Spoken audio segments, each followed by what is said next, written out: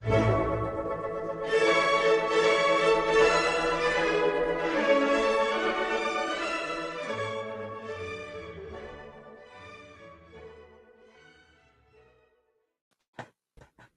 evening. Welcome to the weekly news roundup. Today, June the 11th, the Ember Wednesday in Pentecost week. I'm Brian McCall. I'm happy to be joined again by Murray Rundus, our production manager and managing editor of the paper here at Catholic Family News. We have quite a few interesting stories. It's been a week for a lot of news, obviously. We're going to start over in California and talk about the mayhem that's been going on there, the legal and other battles that are going on between the federal government and the state government there. So we'll give you the latest on that and our perspective on it. Then we're going to cross the country to New York and look at the passage of a bill legalizing murder in New York, state-assisted, essentially, murder. And to give you kind of the latest information and an analysis of what they're trying to say about it. Then third, we're going to turn for our third story to the new pontificate, Leo XIV. We've had a lot of different events occur as the picture of this pontificate comes clearer into focus. We've always had this approach of being cautious and cautiously optimistic, but waiting to see. So we have a list of things, the good, the bad, and the ugly, that begin to give some focus to a typical post-Vatican II pontificate, a lot of contradictions. So we'll look at that. Finally, for our local subscribers, we have a story that we really have to deal with over on Locals. The latest significant announcement from the Department of Health and Human Services, headed up by Robert F. Kennedy Jr., that I think is going to be very significant and will give us an opportunity to talk about some important principles related to science and the Catholic perspective on science. So join us at Locals for that story. We can't say much more about it over on these other channels. But before we get into that, let's talk about the liturgical calendar. Why don't you start us off with talking about an important saint this week? Yeah, this is still a very important liturgical time. We're not in the sort of Novus Ordo mindset of, well, we're in ordinary time, so just sort of throw your hands up and wait until Advent. This is still an important time. Before getting into this saint, just a reminder to our audience, please do leave a like on this video, leave a comment, share this video around. We really do rely on your support. If you're on our audio podcast channels, make sure you leave us a 5-star review. That helps a lot too. But for saints this week, elevating ourselves, we have to look to, we have a saint to look to that I think is extremely important, and that's St. Basil. St. Basil, I mean, either way, the way you say it, I've been critiqued for saying both ways. St. Basil the Great, this is one of the strong Eastern fathers of the church, a well-respected Eastern father, known more in the East, but still has a lot of esteem here in the West. He's known especially for his connection with the Academy of Athens. He was one of the last classes a part of that University of Athens before it got shut down. So really steeped in that classical tradition, that almost pre-Christian tradition that really makes some of these patristic writers so amazing. He even went there with St. Gregory Nazianzen, who is another great patristic father, and his brother, people don't know this, was St. Gregory of Nyssa. So you have so many connections with these great Eastern fathers together. And what St. Basil's really known for is in the church today, what has come down to really classical learning, what people usually see him for is taking that tradition of the classics and really making a defense of it from the Christian tradition. And so a text that he has is really defending some of those older pagan works like the Iliad, some of those old plays, the things that we recommend on this show quite frequently, saying that the Christian, the Catholic, he has to look at these pagan sources and see the wisdom that is in it, take the fruit that you can, but understand it in its proper context. You're dealing with something that's that didn't have access to revelation. So you see this sort of baptizing of the wisdom. And There's this false sense today that it gets used in an improper and political sense of, well, the West is Athens and Jerusalem. They use this as a way to just really defend the state of Israel, or say that, or connect Christianity with Judaism, when in reality, that's not really what that means. It means that you have the revelation given to the Jews, the Israelites, and then fulfilled in Jesus Christ, spreading through the West with an already existing, pre-prepared soil of this Western classical tradition that really took root in Athens. And I think St. Basil is just really an example of a patristic that took everything seriously when it comes to the revelation and that great preparation for revelation provided by the classics. So just an amazing saint. All of his writings are beautiful, and an amazing saint to look to for devotion as well. Definitely. And I'm going to pick up on what you said in the beginning about this not being, quote, ordinary time, which is one of the most lame, I think, changes of the Novus Ordo. And in fact, we're not even in time after Pentecost. We're still in Pentecost, because we've spoken before. One of the things that they were whittling down as they prepared for the Novus Ordo and then completely eliminated is the idea of octaves, of celebrating a great feast. And Pentecost really got downgraded. It used to have a vigil and a whole vigil ceremony that even disappeared in the 50s, but a vigil mass and then 8-day observance of the feast, putting Pentecost on the same level as Christmas and Easter. Still, in many European countries, it's a civil holiday on Pentecost Monday to sort of historically see how important this feast was in European history and culture.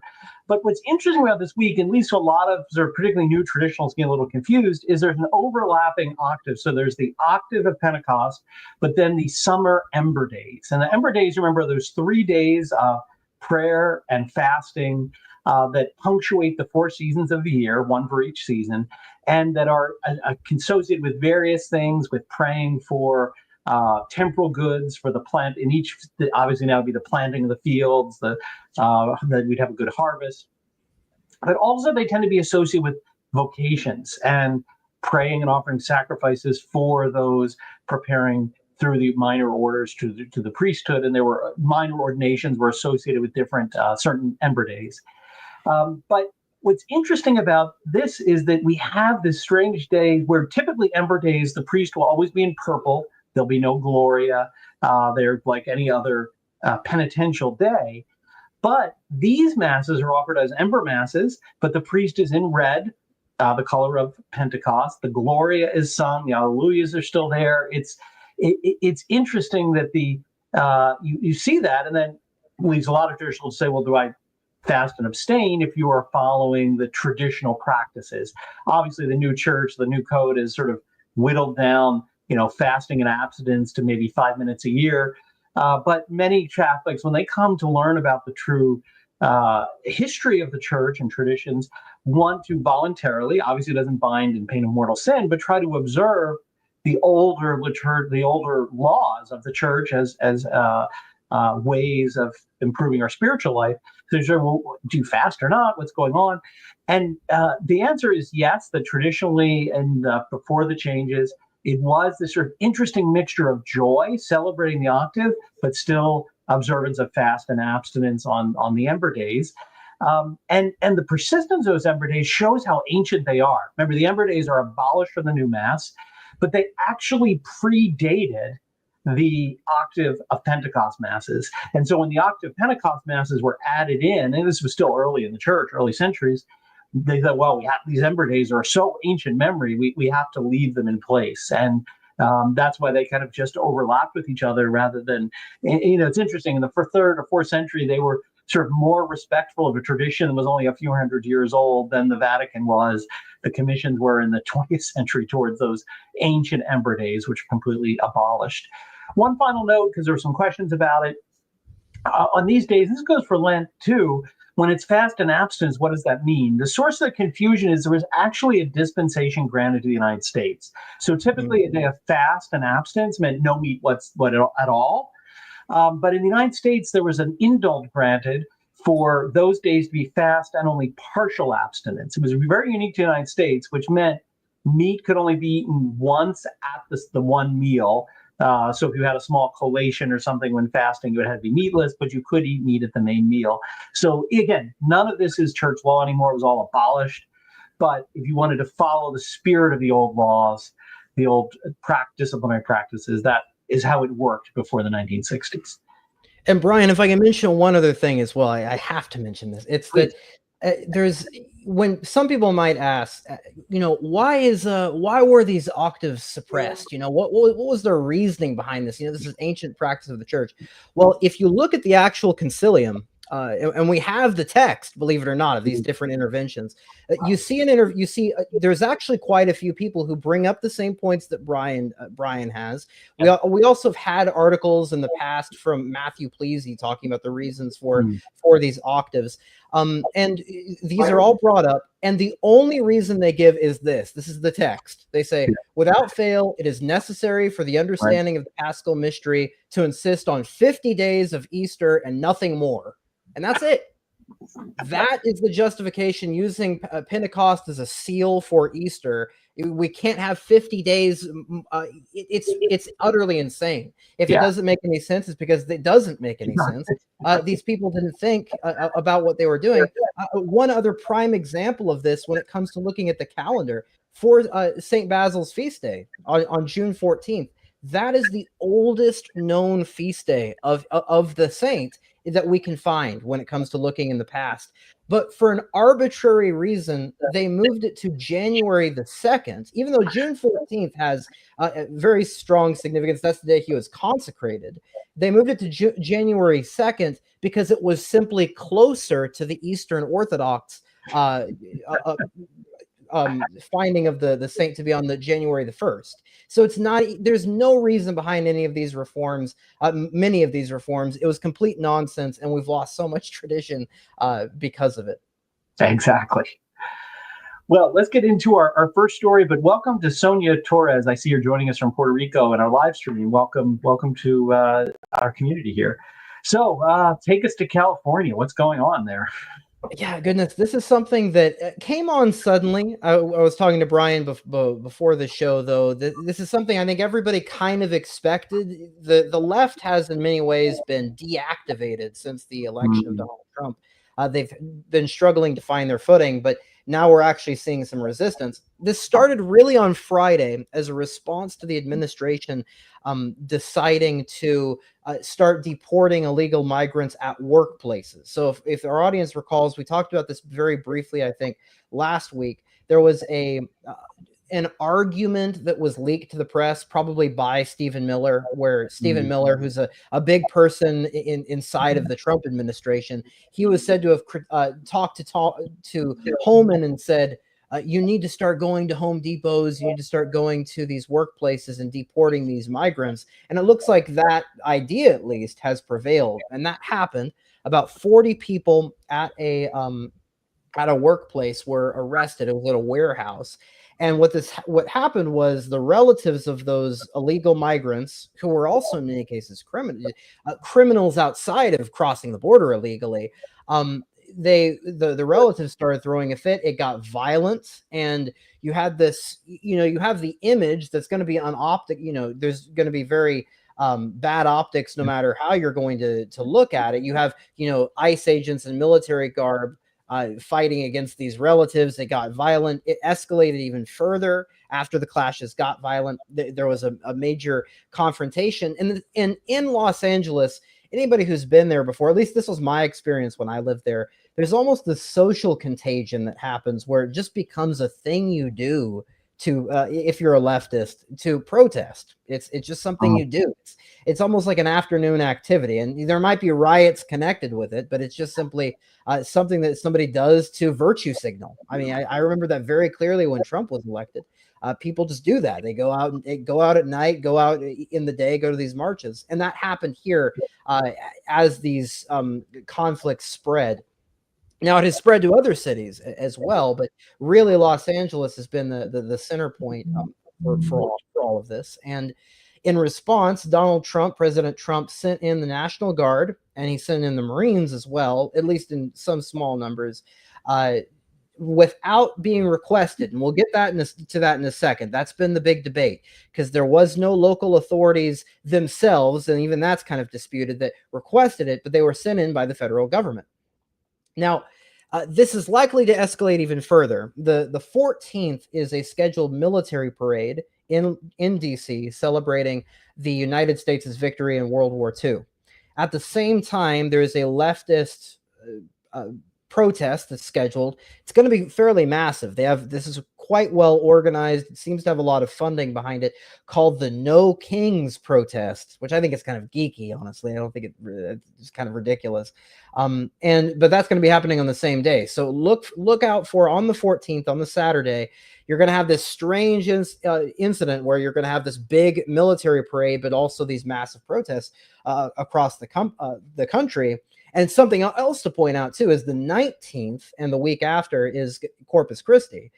So that's going to have to be something we're going to be watching out for. This is sort of similar to the Summer of Love, I think we saw it, or at least has the potential to get like that. And Catholics are going to have to be safe in order to not run into these protesters. But anyways, I want to get into some of the reactions, because this is important to understand this through a Catholic perspective, not just through a naturalistic one.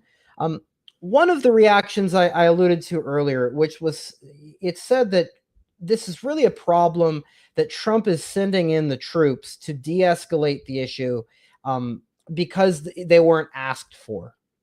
And this is a violation of the principle of subsidiarity. I've even seen today some Catholics were objecting to this, saying this violates the principle of subsidiarity. This is going to cause even more riots. This is adjacent to tyranny. This is needless escalation. They will also point out that the LAPD has a history of fighting against riots. They don't need the help of the United States federal government.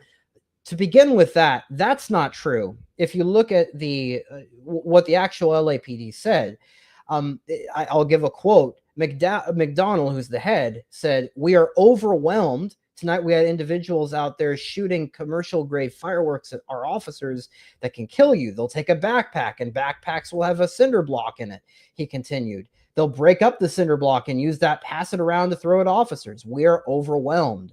So the police force is the one saying, we're overwhelmed. We can't handle this. And even if we look back to past precedent in the 90s, the reason why that didn't get so out of hand, even though it was devastating, the 90s riots, was that George H.W. did send in the police, the National Guard and the Marines in some form. That was with the request of the local authorities, but still he sent in the Marines. This is not something the LAPD can handle on its own. Now, I think taking a step back, we also have to ask ourselves, well, what is this that we're dealing with right now? I mean, we have to ask the larger question. And I think realistically, this has become a cliche to say, but I think it's absolutely true. This is an invasion of the country. You have this country, and coinciding with that, we have a native population, people who are born here, who literally have a suicidal mentality. We'll get to that later, but in a real way, a civilizational suicidal mentality. And the migrants come here illegally. They keep their core identities. They don't assimilate. They don't learn the language. And oftentimes they get on benefits and send money back. This is not something that is, looking from a Catholic perspective, any kind of just immigration protection. We're dealing with lawlessness at the core. We're dealing with something where it's fundamentally illegally violating the country's protocols, its laws, and it's also a violation of the human dignity because of the lack of order in this massive invasion, this massive migration of peoples. It's something that necessarily will violate human dignity.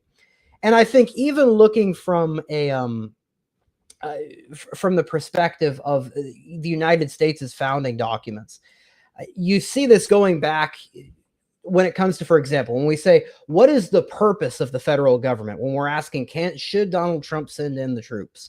Well, the Catholic perspective is going to go back to that Athenian, that Greek Aristotelian perspective, saying that the state is for the common good of its people. And that's what really the whole debate going back to the Federalists and the Anti-Federalists, they were touching on this, even though they had some false lock-in principles. A good book on that entirety would be The Liberty of the God That Failed by Chris Ferrara. But really that debate came down to saying, even if you look at something like Alexander Hamilton in Federalist 21 and 28, he talks about how you had these riots going on, something like Shays Rebellion. You had this, where are in effect riots, insurrections going on in the United States. And something Alexander Hamilton said was, who is often proclaimed by the liberal left as being, this is a hero, the greatest of all prophets. But he said that the federal government needs to be able to, when the states don't provide for protection of its own people, to be able to use its own force to make sure that we're providing for the common good.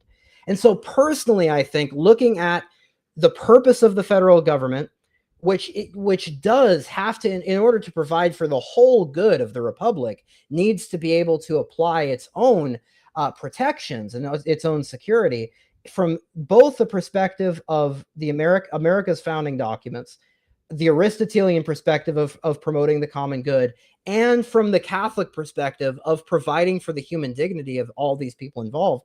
I think absolutely this is something that needs to be done. These riots need to be completely crushed, with respect of the people's human dignity. But honestly, you just have lawlessness. You have just complete disregard for laws, complete disregard for order and authority. This needs to be stopped. I think oftentimes these deportations absolutely need to continue. We don't want the same situation that happened in the first Trump administration, where you had necessary backlash from the left, and then immediately you had a lot of those border attempts at closing the border and deportations. They were simply stopped because they were scared of the midterms. I hope that doesn't happen this time around, and I hope that we can actually see the country start to ask the deeper questions of, what is our federal government rooted in? What are our values supposed to be rooted in? In what ways are the Federalists, and going back to America's founding documents, in what ways have they failed at providing a unity for this country in the true way of what Catholicism, what Christendom provided? Those are the questions that need to be asked, and we have to be careful in the process by protecting the common good. But Brian, you have a lot of experience. You have a great lecture series on our show talking about law. What do you think about this current state of law in our country with these riots? Well, I agree with your analysis completely, but I want to return to one point, because you mentioned subsidiarity in the beginning, and I've seen the sort of people online trying to claim, oh, this is violating Catholic principles of subsidiarity, but they don't actually really understand the principle of subsidiarity. They only know a fraction of it. So what the principle states is that the lower governing order, so in this case, the state or local government, should always be allowed to do what it can before the higher order intervenes, right? That it's a principle of the lowest possible order that can deal with a problem should deal with it.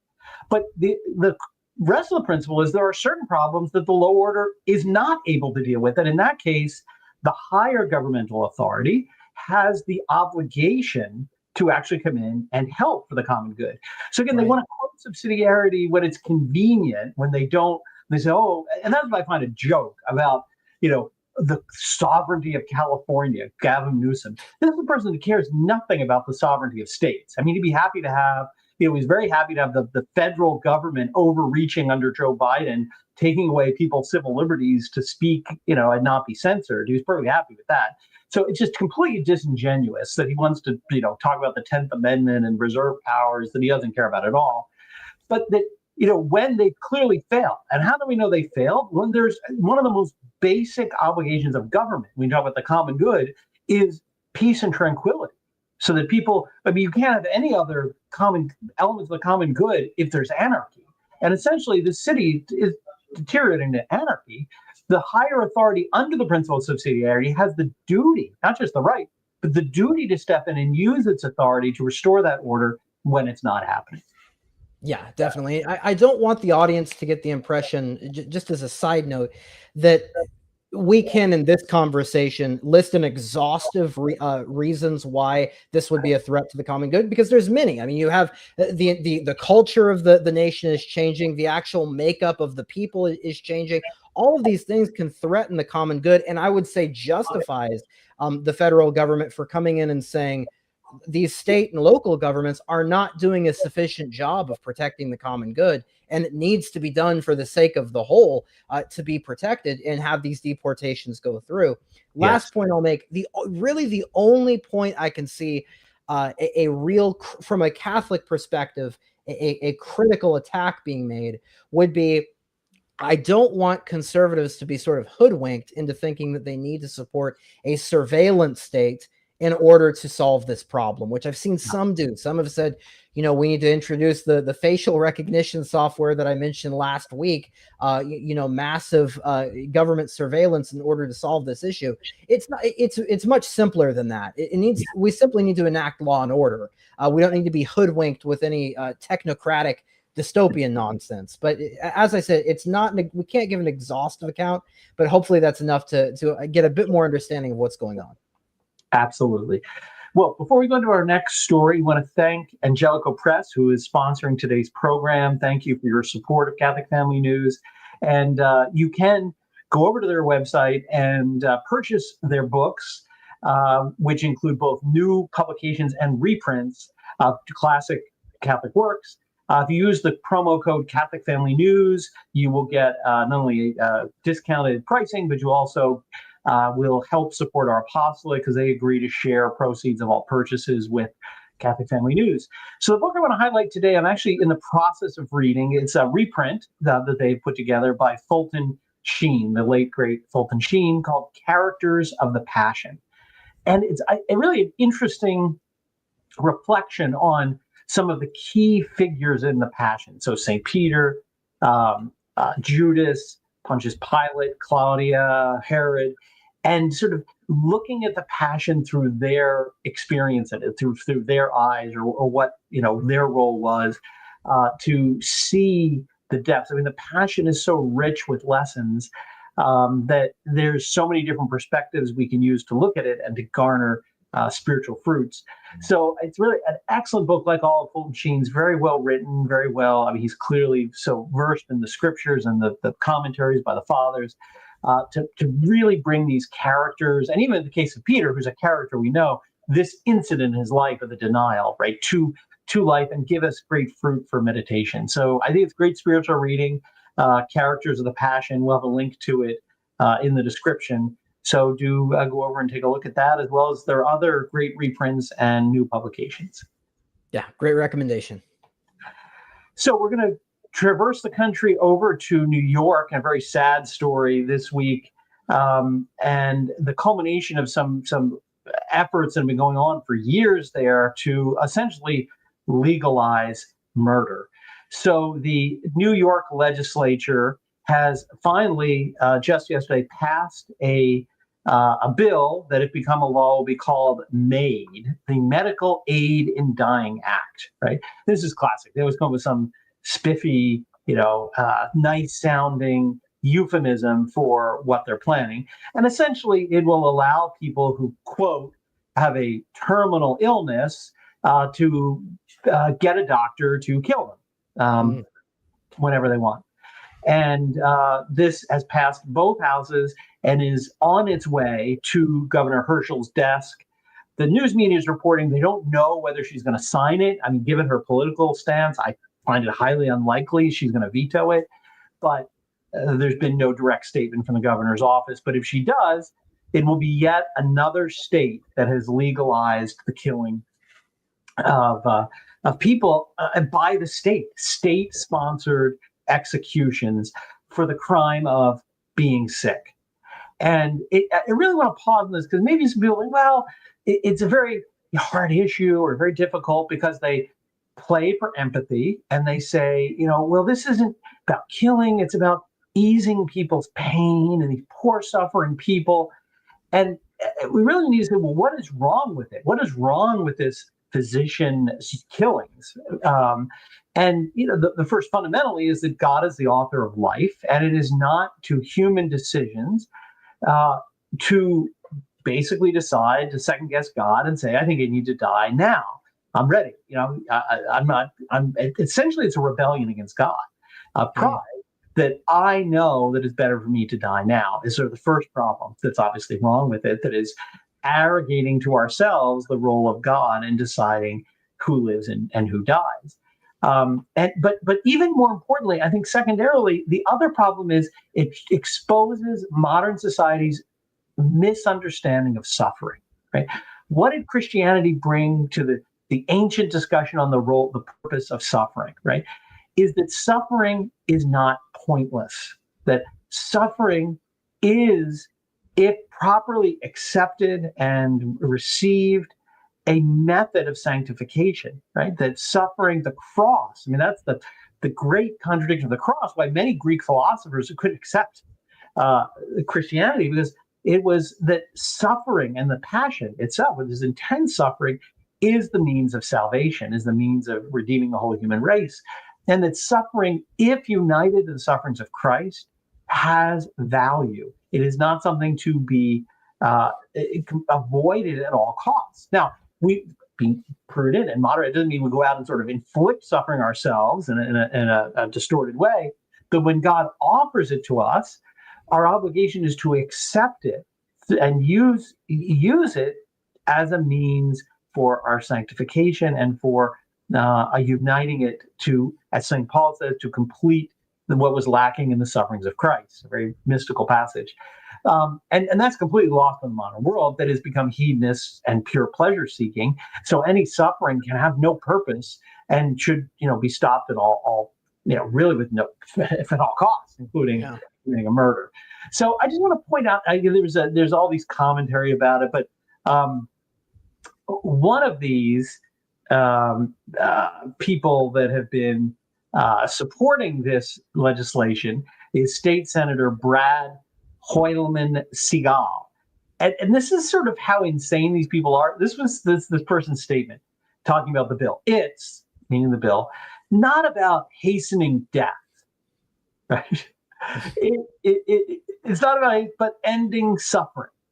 Wait, it's not about hastening death. What does the law do? It allows you to hasten death. So literally, the law that allows you to hasten death isn't about hastening death. It's about ending suffering, right? And again, ends justify the means.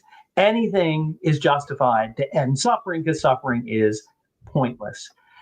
Aside from the fact, all of that on the moral ground, on the prudential ground, again, even someone like, I think, George Orwell, who's not Catholic, not even Christian really, could see this, that putting this power in the hands of the state to see who lives and who dies, to decide is incredibly dangerous. Now they'll say, no, that's not what this bill does. It grants freedom. You're free to choose death or life.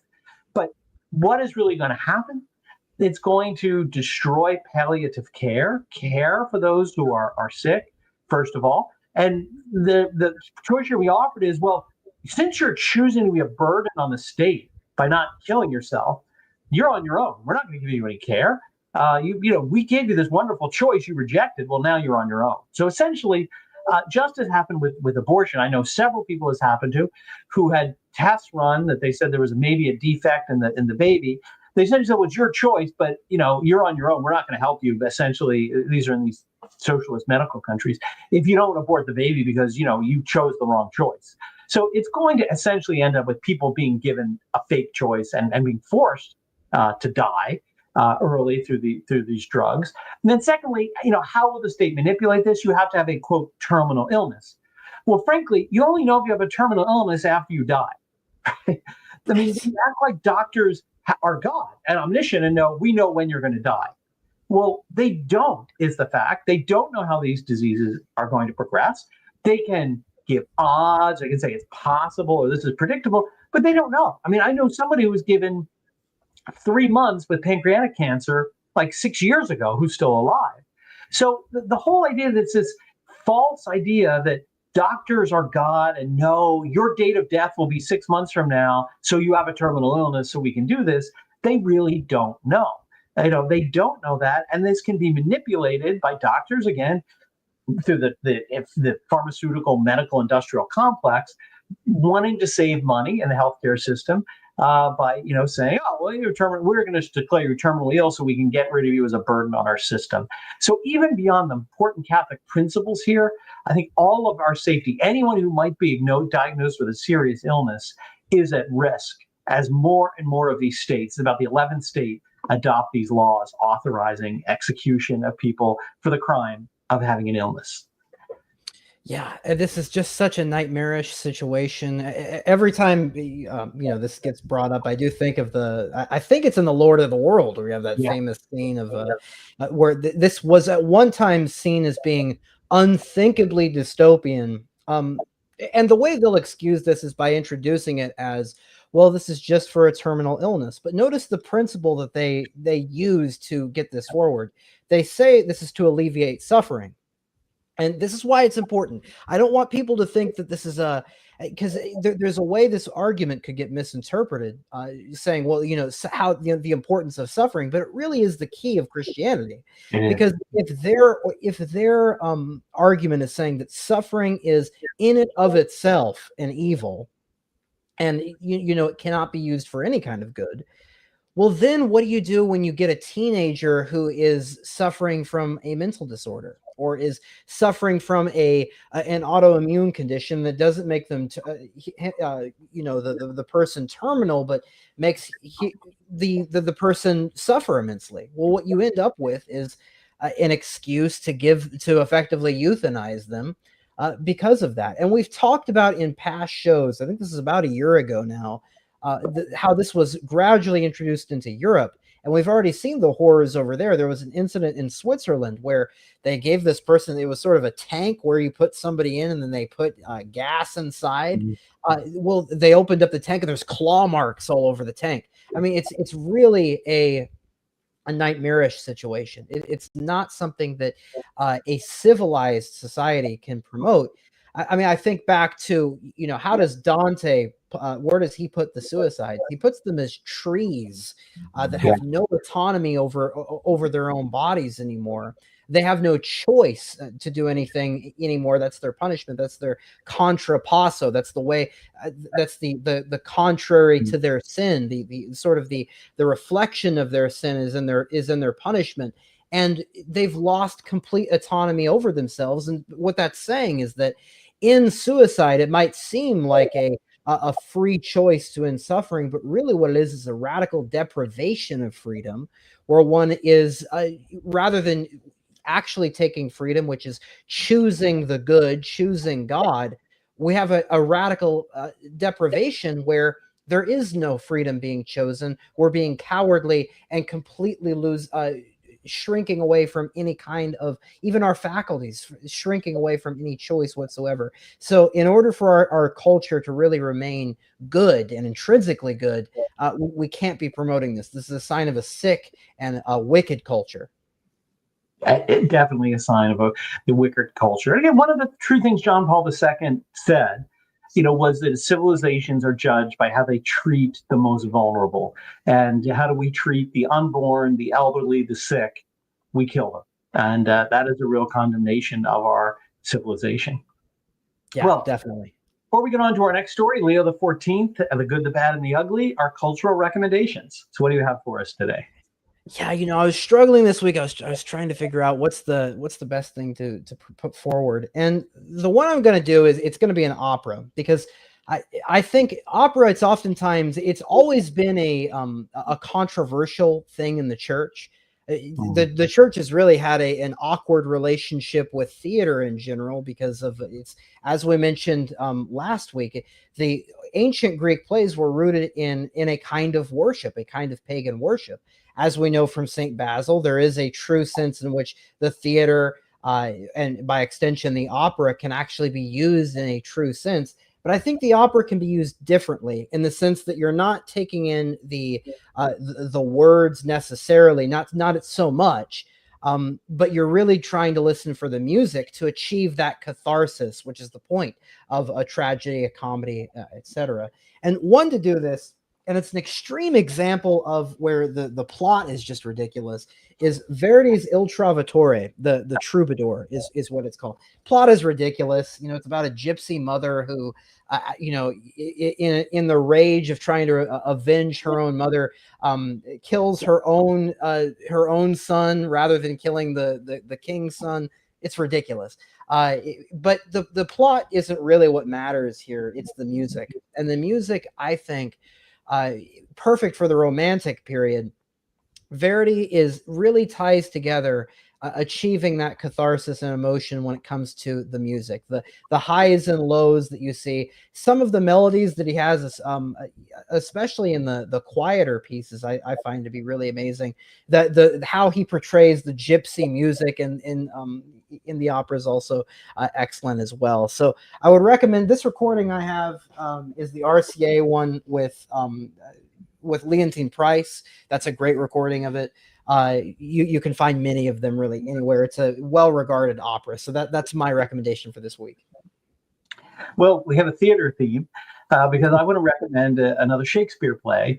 And I want to recommend it because I think it's very underappreciated and because it's the most common play taught in high school. So I think people think, oh, it's just a very sort of superficial, not very deep play. And that's Romeo and Juliet. And I actually think it is a very important play for our time. There's the message of Romeo and Juliet is the danger of passion given precedence over reason. And it's passion in multiple senses. Both the irascible and the concupiscible appetites are what are sort of exploited, our hatred and sort of lust. But it's so much for our time, which suffers from that illness. We are essentially Romeos, men and Romeos going around in modern life, being ruled by our passions. And a great lesson about the outcome of that, with a secondary lesson about the failings of adults to supervise children. Because there's a really interesting theme about the adults in the play who essentially let this tragedy happen by their lack of vigilance, including the priest, who basically is the instrument for their fall, the tragic hero's fall, in just giving into their desires. So I actually think it's a much deeper play than people give it credit for. I think there's a lot of very significant moral lessons out of it. But again, I think a lot of people dismiss it as a kiddie play, which it's not, definitely. I mean, I said this in an article not too long ago. If Shakespeare would have just written Romeo and Juliet, he still would probably be regarded as, if not the greatest English playwright, one of the most. And that shows just really the caliber of a man we're dealing with Shakespeare. Yes, absolutely. Well, let's turn to the church now. We've got a lot going on in the state, but what's been happening with Pope Leo XIV? Yeah, we mentioned in the sort of title with this, it's the good, the bad, and the ugly. And this is just really the theme of the entire post-conciliar world, isn't it? I mean, there's some good mixed in. There's some things I think we can say are bad, and there's some things that are just completely ugly. And it's really no exception here. So firstly, I want to go to the good.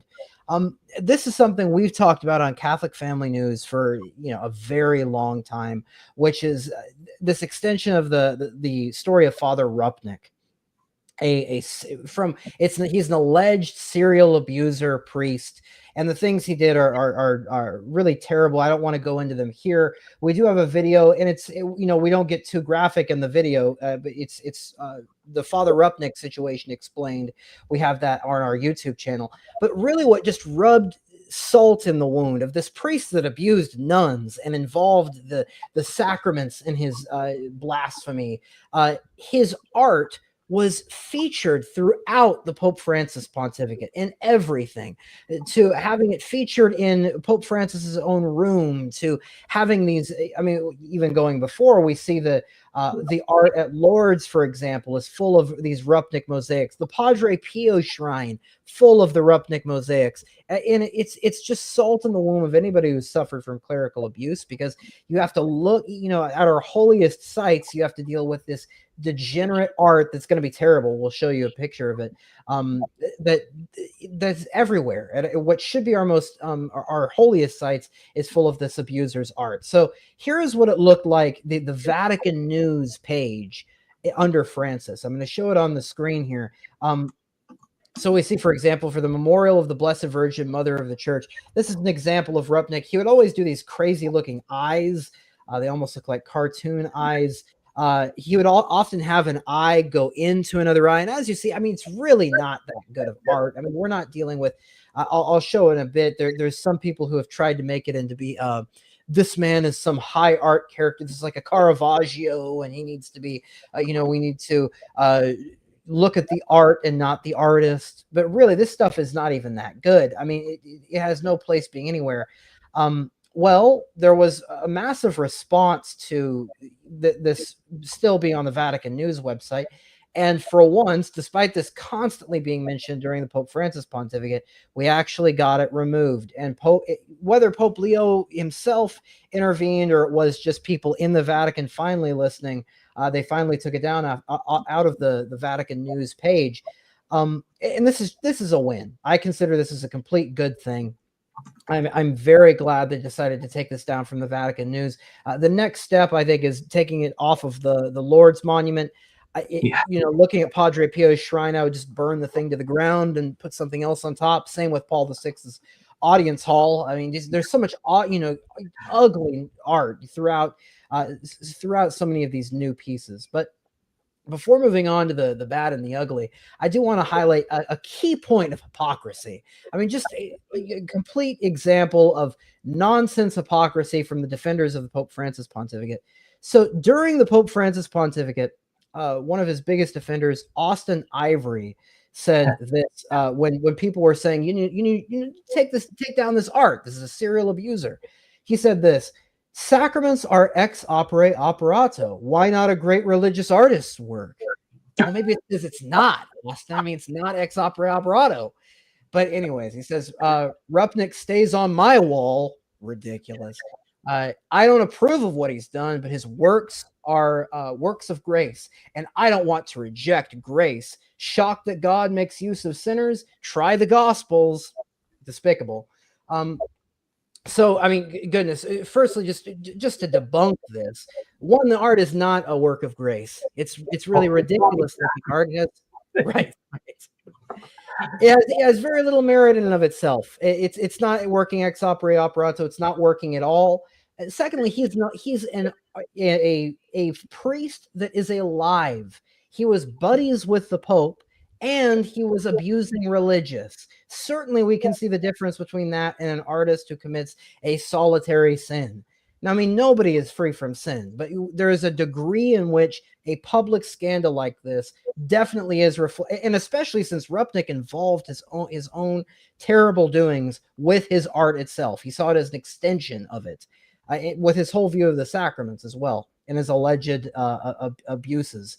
Now, here's what Austin said as soon as these were removed. He says, "At last, mosaics of alleged abuser Father Marco Rupnik removed from the Vatican News website." So, just typical for this kind of mentality. Look, I usually don't like calling this guy and people like him. You can't believe anything they say because they're literally mouthpieces for the current thing. So, Yeah. When Francis wanted them up, he defended it. When they go down, he acts like he never, even basically it's Orwellian doublespeak. Right? Yeah, and that's been the theme. We've dealt with this really throughout the Pope Francis pontificate. It's where nothing has any kind of real meaning anymore. And maybe Austin would defend this by saying, well, the mosaic should go down on the website, but not on the Lord's shrine. I have no clue. This in of itself, it needs to be exposed, though. For this in particular is such a sensitive issue. And I think if one is prone to supporting Rupnik in this case, it needs to be highlighted. But so that's the good, I would say, is Pope Leo actually taking down that art, even if it does come along with Austin's Mr. Ivory's false view of it. Now, going along with it, this is getting into the bad. You have this.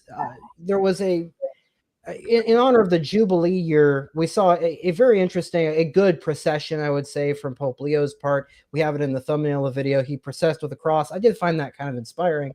Mm-hmm. And there was however, they got to the Paul VI audience hall and they listened to a talk by this Sister Maria Gloria Riva. Now, the thing I want to highlight, and I don't think this is as ugly as the last point we'll mention, but the reason I wanted to highlight this is not necessarily because of the text of the actual speech itself. There's been some that have pointed out some problems in the speech. I want to give that really quick from this sister who gave the speech with Pope Leo sitting in a position of learning rather than of teaching. which has its own problems, but people have pointed out the speech. I want to read this section. We can judge that in the substance of the speech. She says, how can we today in this church of ours, in this small state of which the church is a dominant part, keep alive the tension between past and future? The balance between past and future is the great root of hope. Today we risk living in nostalgia for a past that no longer exists and which leads to a traditionalism often disconnected from the present, or running towards a future that does not yet exist, falling into an illusory futurism, unable to offer real solutions to the challenges of the present. Now, that's going to receive criticism from the traditionalist side, no matter what. It simply is going to be the case. I mean, is she actually talking about the traditionalist movement? I mean, the rest of the speech, I will say, is quite beautiful. She talked about the Eucharist and everything. I want to put that aside. The audience can draw their own conclusions of what they think of that section. I will say, though, the optics alone of this, of Pope Leo sitting in the audience, being taught by a woman religious who is his inferior, when it comes to his status in the church, he is the vicar of Christ. The church is a hierarchy. He is at the top of the hierarchy. This does not look good. And I have this example here on the screen from Women's Ordination Worldwide, and they're lauding this. They see this as a mention of progress. So I think the optics here are bad. It was a mistake. The Pope should be the one teaching, and if anybody is going to be giving him a kind of spiritual homily, it should be another priest or a man corresponding with the hierarchy, most especially a priest, corresponding with the hierarchical notion of the church, where we have teachers, we have catechists, we have homilists, we have retreat givers, and then we have lay people. This is something I think that's very important to get right. But what do you make of this, Brian? Do you think this was a mistake? Do you have a different opinion on it?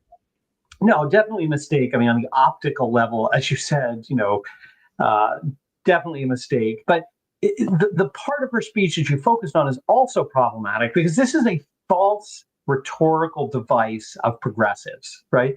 They want to pretend, they want to say, I'm not radical. I'm actually in the middle because these traditionalists they've got the wrong rigid idea.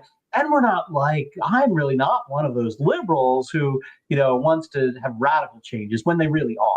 So they create this sort of false dialectic between two things that are actually caricatures to justify their radical revolutionary principles.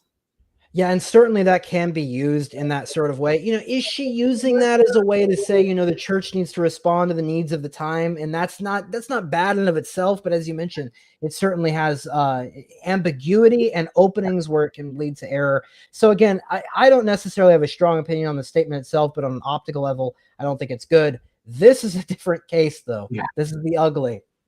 The Pope was delivered this book, and this book is it was a copy delivered by theology professor Liam Bergen. Gave him a book called The Catholic Fundamentalism in America, which was written by another Jesuit, Mark S. Massa, from the Boise Center director. Now, this gets kind of complicated, but not really. I'll explain. This book is an attack on the traditional Catholic movement, but it really spans a wide range of beliefs. He goes from condemning Eric Salmon's at Crisis to condemning St. Mary's and the SSPX in the middle of the country to condemning the Feeniites and, anybody with really, and also condemns Christendom College too. Mm-hmm. These groups, very loosely tied together, very different. The way what this book presents though, and I slogged through some of the lectures that Massa gave. Many of these are just really not good, and you're speaking to barely any people. This is basically an academic writing where it's sort of a self-serving academic writing where you've got people who don't know what they're talking about talking to other people who don't know what they're talking about. But his main 4 points was that what unites the traditional Catholic community, and this is the book that Pope Leo received, they are all sectarian. They believe that at some moment in the past, the church achieved an ideal form. They use apocalyptic rhetoric, and they have an unchanging paradigm of what religion does or not do. And he gave this example, and I'll put this in our show notes in the description. He says, For example, today, the traditionalists will say extra ecclesiam nulla salus. They'll say outside the church there's no salvation. And he says this as if he's discovered something amazing. I mean, every Catholic should know this. But he says nowadays, obviously, everybody is in the church, the soul of the church, as long as you follow your conscience. So you can be a Jew, you can be a Hindu. As long as you follow your conscience, you are a member of the church. And he says they reject that. He gave another example of Christendom College being an integralist, wanting to force people, forcibly convert people. Christendom College is pretty low on the totem pole of extreme traditional Catholic groups, I will say. But this is what he says. So this is the book he received, Pope Leo XIV. Last thing I'll say on this, I do want to correct a couple of things that have been mentioned about him in trying to, some traditionalists have reacted to this. So Mark Massa, the man who wrote the book, did hold the Karl Rahner chair at the Curran Studies for Catholic Theology. The Karl Rahner thing should be a tell. This man is not exactly a conservative or a Orthodox Catholic. But he is the Curran Studies. I've seen many people say that this is a mention of a reference to Charles Curran. They say this is a foundation he started. Charles Curran was a very liberal theologian who resisted Paul VI's Humanae Vitae. That's actually, from what I've seen, the Curran Studies was actually named after some other people, not connected from it. I'm sure that that's used in connection with it. Many people don't know about that, but I do want to put that out there as well, so people aren't spreading misinformation and playing into their game of saying these traditionalists don't know anything. So, I think that's an ugly case. But what do you make of this, Brian? Are you going to buy this book? I think I'll rely on you having read it for me. Again, I think what does this all say? Those people who approached this new pontificate that he was going to be the next Pius X and restore the papal tiara were clearly off, and those who said he was going to just be a complete continuation of Pope Francis were also wrong. That each of these pontificates in the post-conciliar period is going to be a mixture of the good, the bad, and the ugly, because there are still fragments of the traditional church left around that sort of pop up here and again. But there's, as a matter of principle, they accept the errors in Vatican II. And essentially, until that is dealt with, we're not going to get a consistent pontificate, because Vatican II, at its core, is inconsistent. It's contradictory, even within its own documents, it's contradictory. And therefore, we're going to have this contradictory nature of the church until, again, in the most elegant way, I think Archbishop Vigano has recommended, Vatican II is just forgotten. Yeah, I mean, in this particular case, it goes deeper than the Pope. What you're saying here, it goes to the whole church in general. The Pope might not accept everything in that book, but the fact is that the whole milieu of Catholicism at the moment is infected by the worst interpretations that you can make of the Second Vatican Council, and even the best interpretations are lacking in many key areas. So, very, very good points all around. Yeah. Well, for our fourth story, we're going to tell you what's happening with some major changes made by RFK Jr., which give us an opportunity to talk about some principles. Can't really say much more. That'll be over at Local. So for those of you who are Local supporters, you can continue watching this broadcast there. If you're not, go to catholicfamilynews.locals.com. You can sign up. Just takes a couple minutes. If you have a Rumble account already, it's even easier. For $6 a month, you get the free, included with that $6 a month, the premium story each week that continues at the end of this broadcast, plus lectures, videos, articles, a whole lot of other content that's available only to our Local supporters. So in the last few minutes of this program, if you head over and sign up, you'll be able to watch our premium story in just a moment. So with that, we want to thank you for joining us. We want to end our broadcast by invoking Our Lady, the mediatrix of all grace, the co-redemptrix, two titles they don't like to talk about in the Vatican II Church, to look over us as we live in this time after Pentecost, this time after the coming of the Holy Ghost, and that the whole church has been living in for over 2,000 years, where we attempt to implement into the world the reign of Christ the King. In the name of the Father, and the Son, and the Holy Ghost, amen. Hail Mary, full of grace, the Lord is with thee. Blessed art thou amongst women, and blessed is the fruit of thy womb, Jesus. Holy Mary, Mother of God, pray for us sinners now and at the hour of our death. Amen. Eternal Father, offer the cross of our Lord Jesus Christ, all the instruments of his holy passion, that thou may put division in the camp of thy enemies. For as thy beloved Son has said, a kingdom divided against itself shall fall. St. Basil, pray for us. Our Lady of Fatima, pray for us. In the name of the Father, and the Son, and the Holy Ghost. Amen. Well, thank you all for joining us. Thank you for all your comments in the chat, and we hope to see you next week. God bless.